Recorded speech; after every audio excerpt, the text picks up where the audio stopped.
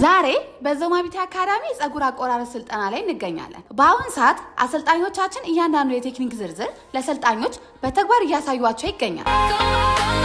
ይህ ስልጠና የሚጀምረው ከመሰረታዊ የሄር ሴክሽኒንግ ሲሆን አሰልጣኞች የፀጉር ቅርጽንና ሴሜትሪ ለመጠበቅ እንዴት በትክክል መክፈል እንደሚቻል ለሰልጣኞቻችን በዝርዝር ያሳያል።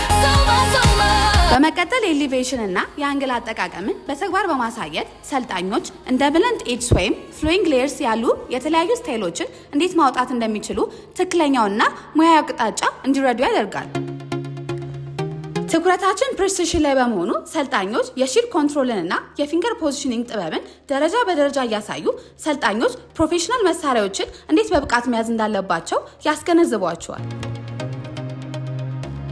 በዚህ የማሳያ ሂደት ውስጥ አሰልጣኙ እያንዳንዱን አንግልና አቆራረጥ በማብራራት ስራው የኢንዱስትሪውን ደረጃ የጠበቀ እንዲሆን አስፈላጊውን ሙያዊ መመሪያ ይሰጣል። ሰልጣኞችም የደንበኞችን የፊት ቅርጽና የፀጉር አይነት ግምት ውስጥ ያስገባ አቆራረጥ እንዴት እንደሚከናወን በጥንቃቄ እየተከታተሉ ይሰለጥናሉ። እርሶም ጥራቱን የጠበቀ ስልጠና የሚሹ ከሆነ ዞማ ቢዩቲ አካዳሚ ትክክለኛ ምርጫው ነው። አሁኑን ይመዝገቡና ፕሮፌሽናል የፀጉር ስታይሊስት የመሆን ጉዞውን ከዞማ ጋር ይጀምሩ። ይምጡና ይጎብኙን። ዞማ ቢዩቲ አካዳሚዎች ነው።